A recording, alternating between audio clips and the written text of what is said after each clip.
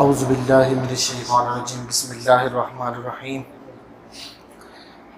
الحمدللہ رب العالمین والصلاة والسلام علی سید الانبیاء والمرسلین وعلی آلہ واصحابہ اجمعین ان اللہ وملائکتہ یصلون علی النبی یا ایہا الذین آمنوا صلوا علیہ وسلموا تسلیما الصلاة والسلام علیک یا سیدی یا رسول اللہ الصلاة والسلام علیک یا سیدی یا رسول اللہ وعلا آلک و اصحابک یا سیدی یا حبیب اللہ الصلاة والسلام علیک یا جد الحسنین وعلا آلک و اصحابک امام القبلتین وسیلتنا فی الدارین۔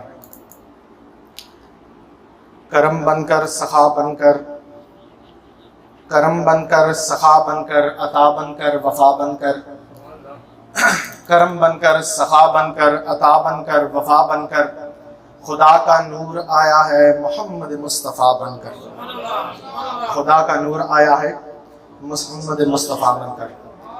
بعد از حمد و ثنا دائی کے سب تکریم و تعظیم، علماء اکرام، نعت خوان حضرات، میرے ہم مشن ساتھیوں، مریدین، مستفیدین، سب کی خدمت میں سلام عرض کرتا ہوں، السلام علیکم ورحمۃ اللہ وبرکاتہ۔ سامعین محترم، آج چند گزارشات لے کر آپ کی خدمت میں پھر سے حاضر ہوا ہوں۔ دعا ہے اللہ پاک مجھے حق کہنے کی توفیق عطا فرمائے اور اس پر عمل کرنے کی ہم سب کو توفیق عطا فرمائے۔ احباب ذی وقار، کل ہی کا واقعہ ہے، میں اور بزرگ ساتھ والے کمرے میں تشریف فرما تھے۔ بزرگ کوئی شفقت کی باتیں کر رہے تھے تو اس میں ایک بات انہوں نے میرے گوش گزار کی، دل ہے کہ وہ آپ سب کو بتا دوں۔ بزرگ فرماتے ہیں کہ ہمیشہ بندے کے دل میں اس بات کا ڈر ہونا چاہیے کہ اللہ ہمیں دیکھ رہا ہے، اللہ پاک ہمیں دیکھ رہا ہے۔ بزرگ اکثر موسیٰ علیہ السلام کا ایک واقعہ بیان کرتے رہتے ہیں کہ اللہ ہمیں دیکھ رہا ہے، یہ اس کی دلیل ہے۔ لیکن ایک واقعہ کل بزرگوں نے مجھے پھر سنایا، آپ احباب کے گوش گزار کرتا ہوں کہ ایک اللہ والے تھے، کسی بستی میں بیٹھے ہوئے تھے، کسی بستی میں تشریف فرما تھے، تو چند مریدین اکٹھے ہوئے بزرگوں کے پاس حاضر ہوئے اور فرماتے ہیں کہ بزرگوں اسا خیر پاؤ، ہم پر کم کی نگاہ کیجئے۔ تو بزرگوں نے کہا کہ ابھی تم اس قابل نہیں ہو، چلے جاؤ۔ بزرگوں نے کہا ابھی تم اس قابل نہیں ہو، چلے جاؤ۔ کچھ عرصہ گزر گیا، وہ مریدین پھر اکٹھے ہوئے، پھر آئے، کہتے ہیں کہ بزرگوں کرم نہیں لگا پاؤ، کرم کرو۔ جب انہوں نے دوبارہ یہ بات کہی تو بزرگوں نے ان کو ایک بات کہی، انہوں نے 5 مرغیاں منگائی، 5 مرغیاں منگائی۔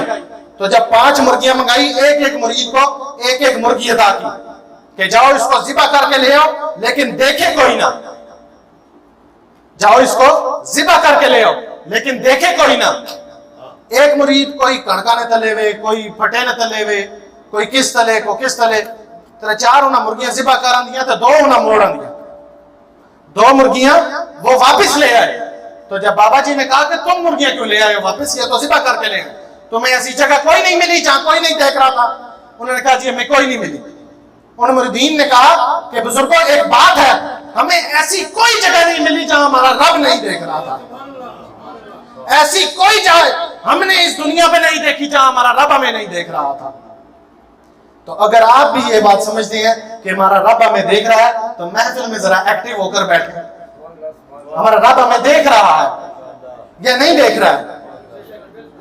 دل و جان سے ہمیں اس بات کا اقرار کرنا چاہیے کہ ہمارا رب یہ دیکھ رہا ہے، مجھے بھی دیکھ رہا ہے، آپ کو بھی دیکھ رہا ہے، پیر صاحب کو بھی دیکھ رہا ہے۔ حضرت عمر رضی اللہ تعالیٰ عنہ کے دور کا واقعہ ہے کہ ایک صحابی رسول تھے جنہوں نے مصر فتح کیا، ان کو مصر کا گورنر مقرر کر دیا گیا۔ جب مصر کا گورنر انہیں مقرر کر دیا گیا تو گورنر مصر کا بیٹا اور ایک عام آدمی کا بیٹا، یہ دونوں اکٹھے ہوئے۔ تو جب دونوں اکٹھے ہوئے تو اس گورنر کے بیٹے نے یہ بات کی کہ آؤ گھوڑے دوڑاتے ہیں، ریس لگاتے ہیں، جس طرح آج کل بچے سائیکلوں پہ موٹر سائیکلوں پہ ریس لگاتے ہیں، وہ گھوڑوں کا دور تھا تو انہوں نے کہا آؤ گھوڑوں پہ دوڑ لگاتے ہیں، ریس لگاتے ہیں۔ تو جب ریس لگی، دوڑ لگی ان کی، تو گورنر کا بیٹا ہار گیا اور عام آدمی کے بیٹے کا گھوڑا آگے نکل گیا، عام آدمی کے بیٹے کا گھوڑا آگے نکل گیا۔ تو گورنر کے بیٹے کی آنکھوں میں خون اتر آیا، اس کی انسلٹ ہوئی، امبیرسنگ موڈ تھا اس کے لیے، اس کی انسلٹ ہوئی، اس کی آنکھوں میں خون اتر آیا۔ اس نے ایک درہ لیا اور غریب آدمی کے بیٹے کو مار مار کے اس کی کمر کو لہو لہان کر دیا۔ جب وہ غریب آدمی کا بیٹا اپنے گھر گیا تو اس کی باپ نے جب اس کی کمر دیکھی اور لہو لہان اس کی کمر تھی تو اس کی آنکھوں سے اشک نکل آئے، آنسو نکل آئے۔ تو 1-2 منٹ کے لیے تو اس کا باپ تھا وہ سکتے میں چلا گیا، سکتے میں چلا گیا اس کا باپ، اور 1-2 منٹ کے بعد اپنے بیٹے کو کہتا ہے کہ بیٹھ میرے گھوڑے کی پشت پہ اور چل میرے ساتھ، میرے گھوڑے کی پشت پہ بیٹھ اور میرے ساتھ چل۔ اس کے بیٹے نے کہا کہ ابا جان کہاں جا رہے ہیں؟ اس کے باپ نے کہا تمہیں پتہ نہیں، یہ ظلم کا دور نہیں، یہ عمر کا دور ہے، یہ ظلم کا دور نہیں، یہ عمر کا دور ہے، بیٹھ میرے گھوڑے کے پیچھے۔ وہ مصر سے روانہ ہوئے اور مدینہ المنورہ پہنچے۔ جب مدینہ المنورہ پہنچے تو حضرت عمر رضی اللہ تعالیٰ عنہ کے گھر کے باہر کھڑے ہوتے ہیں۔ ظلم کا دور۔ اس کے والد نے کہا کہ بیٹھ میرے گھوڑے کی پشت پہ، بیٹھ، تو کیوں رو رہا ہے، کیا بات ہے؟ میں تجھے انصاف دلاتا ہوں، یہ ظلم کا دور نہیں، یہ عمر کا دور ہے، یہ ظلم کا دور نہیں۔ بڑی قابل غور بات ہے۔ تو جب وہ باپ اور بیٹا حضرت عمر رضی اللہ تعالیٰ عنہ کے گھر کے باہر پہنچے، مدینے میں داخل ہوئے، تو انہوں نے صدا لگائی کہ اے عمر، میں تجھ سے انصاف طلب کرنے آیا ہوں، تجھ سے انصاف طلب کرنے آیا ہوں۔ تو حضرت عمر باہر آئے، انہوں نے سارا ماجرا سنایا۔ اس کے باپ نے اپنے بیٹے کے ساتھ جو بیتی تھی اس نے حضرت عمر کو سنائی۔ حضرت عمر نے اسی وقت حکم دیا کہ جاؤ مصر کے گورنر کو طلب کیا جائے۔ تو جب مصر کا گورنر طلب ہوا اور ساتھ اس کا بیٹا بھی، جب دونوں حضرت عمر کے سامنے پیش ہوئے تو حضرت عمر نے اس سے پوچھا کہ تو نے اس غریب کے ساتھ یہ کیا ظلم کیا ہے؟ تو اس کی گردن جھک گئی، اس سے گناہ ہوا تھا، قصور ہو گیا تھا اس سے، اس کی گردن جھک گئی۔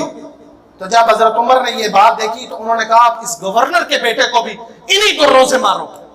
یہ حضرت عمر کے انصاف کی آدمی، آپ نے فرمایا اس کے بیٹے کو بھی ایسا ہی مارو۔ جب اس کے بیٹے کو مدینے کی گلیوں میں سریعام مارا جا رہا تھا، گورنر کے بیٹے کو، کسی عام شخص کے بندے کو نہیں، گورنر کے بیٹے کو جب مدینے کی گلیوں میں سریعام دروں سے مارا جا رہا تھا تو حضرت عمر نے ایک اور صحابی کو طلب کیا اور فرمایا کہ گورنر کو بھی سزا ملے گی، گورنر کو بھی سزا ملے گی، اس کا شاہی لباس اتارواؤ اور اس کو ٹاٹ کا لباس پہنواؤ، شاہی لباس اترواؤ اور اس کو ٹاٹ کا لباس پہنواؤ، یہ اس کی بھی سزا ہے۔ صحابہ نے پوچھا کہ یہ عمر اس کی کیا قصور ہے؟ کہ انہوں نے کہا کہ اس کے ذہن میں یہ بات کس نے ڈالی کہ تو گورنر کا بیٹا ہے؟ جب نبی کا کلمہ پڑھ لیا، محمد عربی کا کلمہ پڑھ لیا تو عربی اور اجمی کوئی فرق نہیں، گورا اور کالا کوئی فرق نہیں، سب ایک پلیٹ فارم پہ ہیں، سب برابر ہیں۔